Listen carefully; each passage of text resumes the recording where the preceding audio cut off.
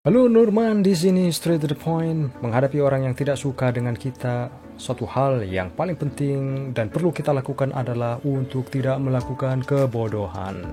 Kebodohan seperti apa itu? Yaitu meratapi nasib, bertanya-tanya kenapa orang tidak suka dengan kita walaupun kita telah melakukan banyak hal yang luar biasa, kebaikan-kebaikan, keramah tamahan kepada orang, tapi kenapa orang tidak suka kepada kita?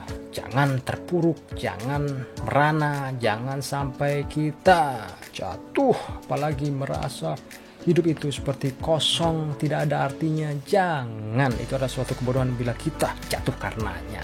Seperti yang sudah saya beritahukan di video-video saya sebelumnya, bahwasanya sejak zaman Nabi hingga selebriti tidak ada 100% orang yang suka kepada kita.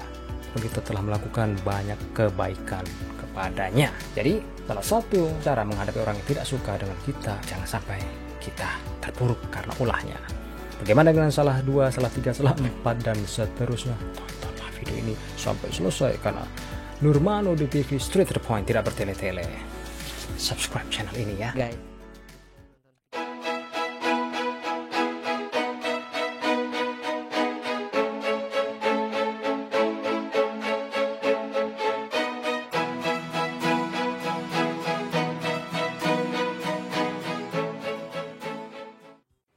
Halo, kembali Nurman di sini menayangkan tayangan yang straight to the point, tidak bertele-tele.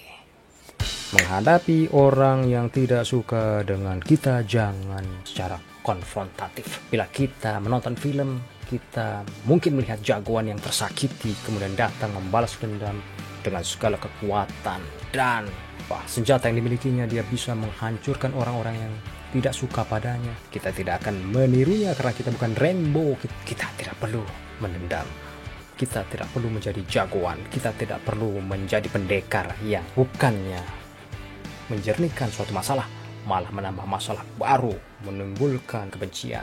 Hindari, karena kita bukan orang yang benci orang lain. Biarlah orang lain membenci kita, kita jangan sampai menirunya. Jangan memfotokopi.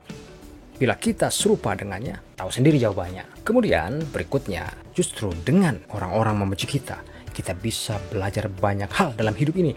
Seperti misalnya kita bisa mengendalikan emosi, mengontrol diri kita untuk tidak tersulut amarah. Orang yang kuat itu bukan orang yang berotot atau orang yang mempunyai harta benda, kekuasaan dan wewenang yang lebih di muka bumi ini, bukan. Tapi orang yang kuat itu adalah orang yang ketika dia marah, dia ingin marah, dia benar-benar meledak, tapi tidak ada ledakannya, dia menahannya, dia bisa mengontrol emosinya. Itulah orang yang kuat. Jadilah seperti itu. Walaupun orang-orang membenci kita, walaupun orang-orang tidak suka dengan kita, walaupun banyak hal yang menjengkelkan kita, ketika kita bisa menahan diri untuk tidak emosi, itulah bagus. Memang susah, mudah di teori, susah dipraktekkan, tapi belajar semuanya.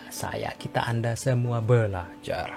Orang-orang tidak menyukai kita, melangkah satu langkah, dan kita harus bisa mengimbanginya. Langkah kita harus 2 langkah, 3 langkah, 4 langkah lebih jauh dari dia. Kenapa begitu? Karena orang yang tidak suka dengan kita tentunya tidak suka kita maju. Padahal kita harus maju, kita harus memperbaiki nasib, kita harus hidup beruntung di dunia yang sekali ini, bahagia di kemudian hari. Jadi kita harus tunjukkan kepada orang-orang yang tidak menyukai kita itu keberhasilan, prestasi. Mungkin mereka akan menjadi lebih tidak suka pada kita, biarin aja.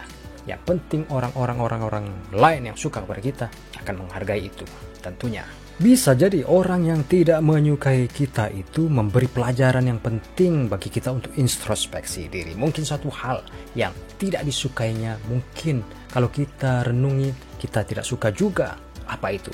Pikirkanlah sendiri ya. Dengan introspeksi diri kita bisa menjadi lebih baik dari kita sekarang. Maka ambillah sisi positif dari ini. Kemudian yang terakhir, dengan adanya orang-orang yang tidak menyukai kita, kita bisa menunjukkan akhlak yang baik, bahwasanya kita beda dengan mereka. Perbedaan ini akan memberikan kelebihan buat kita.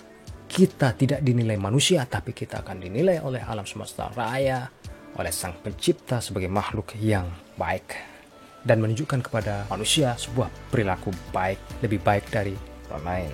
Itulah yang akan membuat kita bahagia, berpikir positif, lebih produktif, dan meninggalkan hal-hal yang tidak berguna. Selesai satu pekerjaan, kerjakan sesuatu yang lain. Oke, Nurmano di TV menyampaikan sesuatu yang straight to the point. Mudah-mudahan Anda terhibur, tercerahkan. Jangan lupa subscribe channel ini, like, beri komentar, bagikan kepada yang lain. Kita jumpa lagi di lain kesempatan. Bye.